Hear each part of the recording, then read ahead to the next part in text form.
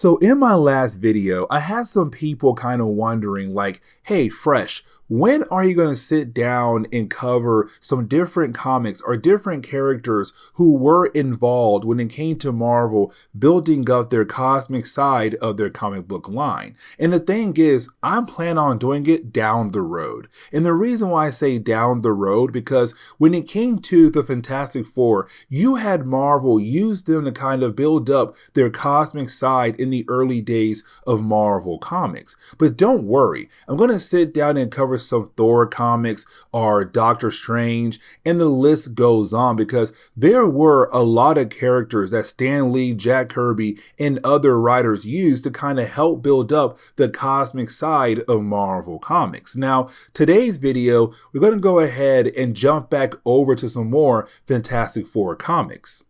And the reason why, because I kind of want to sit down and dive back into the whole idea of us exploring the negative zone, but also the different characters who come out of the negative zone. Now, technically, this is the first time we're getting the chance to sit down and talk about the negative zone, but also a character who comes out of it. Now, here's the thing, because this is a three-part story arc that takes place in Fantastic Four issues number 61, 62, and 63. Now, technically, the first chapter is really more of Sandman just trying to get his revenge against our heroes. And really, when it comes to issue number 61, it does pick up from a previous storyline that I'm going to save for a later date. And the reason why, because I want to save it for the Fantastic Four movie. It's Doctor Doom fighting against Silver Surfer. Technically, it's Doctor Doom stealing the powers of Silver Surfer. But either way, when it comes to our heroes, they just came back home after Doctor Doom was basically defeated. But once you do have our heroes get back home, they're now being attacked by all the different gadgets that belongs to Reed Richards. Now for Reed, he already knows this makes no sense at all. Why in the world is all of his gadgets trying to kill him and his fellow teammates? Now you do have Reed being able to shut them down, but for Reed, he already knows that somebody most likely had broke into their home to turn the gadgets against our heroes. Now we also get a couple of pages where it's the Silver Surfer being able to finally leave Latveria. And the reason why I say finally, because in a previous storyline, you had Doctor Doom kidnap Silver Surfer, take his powers away, and kept him as a prisoner.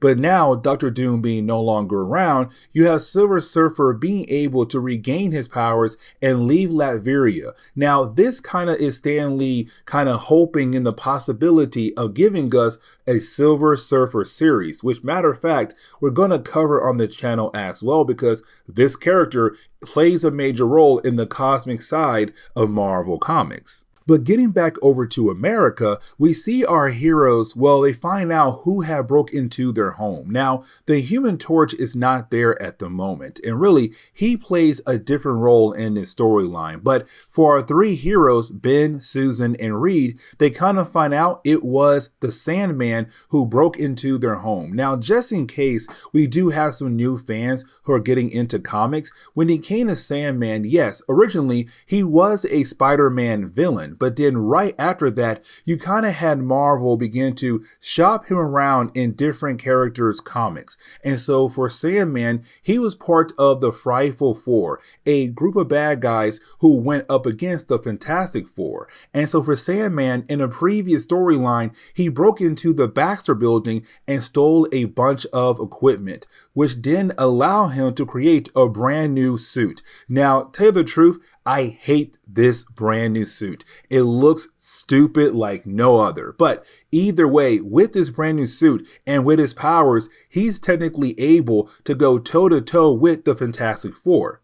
But now we also have to get the, good old Inhumans involved in this storyline, because recently they were able to go to a new location, a new home for them somewhere in Europe. Now for Crystal, with her finally being free, she wants to find her lover, and her lover is the Human Torch. And so you have Lockjaw being able to take her and begin to teleport to different locations where Johnny could be at. As a matter of fact, you have Lockjaw take her over to a football football game. Now, unfortunately, she was a tad bit too late. Johnny had just left. And matter of fact, his best friend, Wyatt Wingfoot, he tells her like, hey, you just miss him. And the reason why he left because what's happening over at the Blastaar building.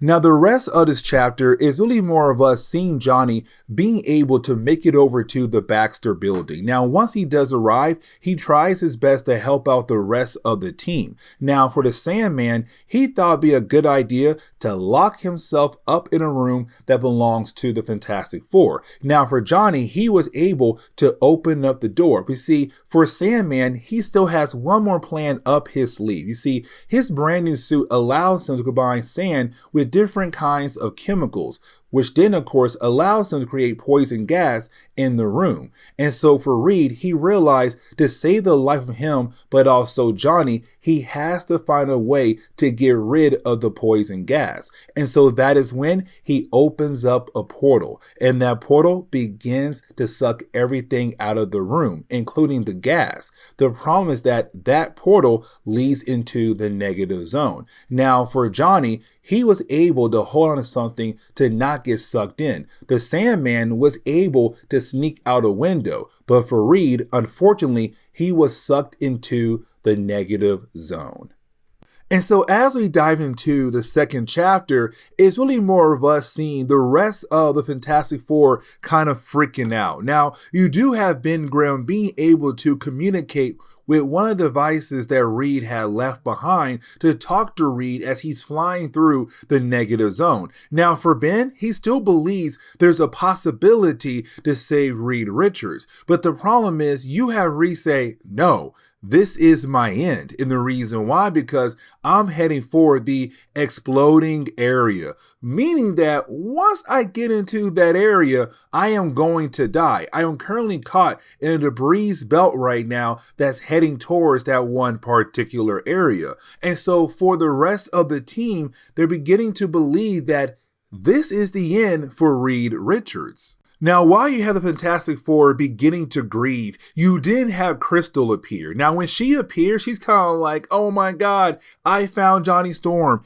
This is great. But you did have Johnny say, listen, even though I'm technically happy to see you, look what's going on the screen right now. And so you had Crystal realize that Reed is flying through the negative zone. Now, for Crystal, she believes that she might have a way to save the life of Reed Richards. Now, for Reed Richards, he has been studying the negative zone for a while now, and technically he believed that there was no life in the negative zone. Well, this is where he learns that he is incorrect because he does see a spaceship fly by. Now, with that spaceship, it did drop off some cargo. Now, technically, the cargo it dropped off was another person, somebody who is so dangerous that they are hoping the exploding area will be powerful enough to get rid of this powerful character. Now, back on Earth, we jump back over to the Inhumans, and here's the reason why. Because for Crystal and Lockjaw, when they left earlier to get some help, that help was the Inhumans.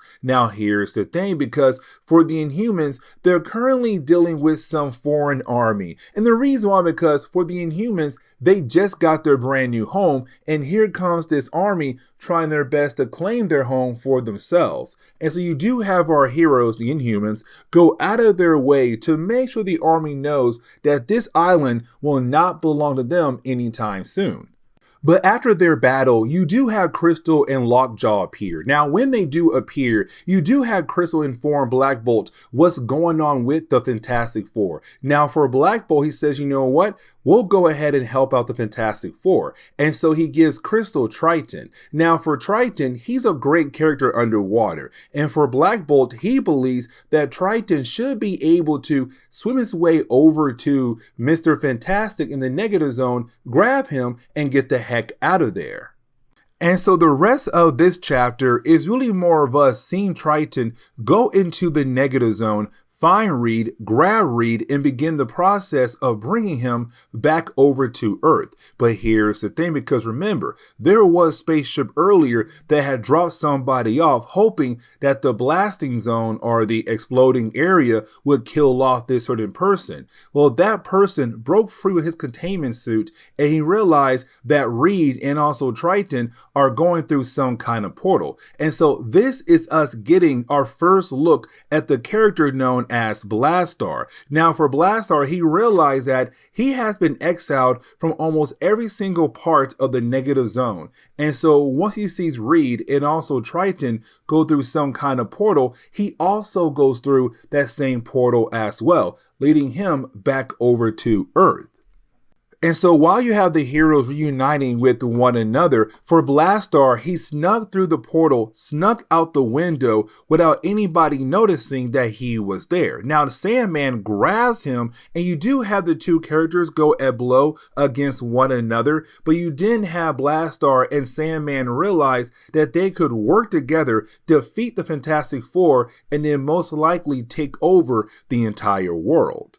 And so as we dive into the final chapter, it's really now more of us seeing the Fantastic Four and also Triton just minding their business, but being attacked by, well, Blastaar. Now for the Fantastic Four, they do kind of struggle fighting against him at first, but luckily for our heroes, Triton was there to help out. But here comes the big problem though. You see, while you have Triton being able to hold his own against Blastaar, Sandman appears. And with Sandman being there, he dries out Triton, which of course weakened him enough to allow Sandman and Blastaar to get away.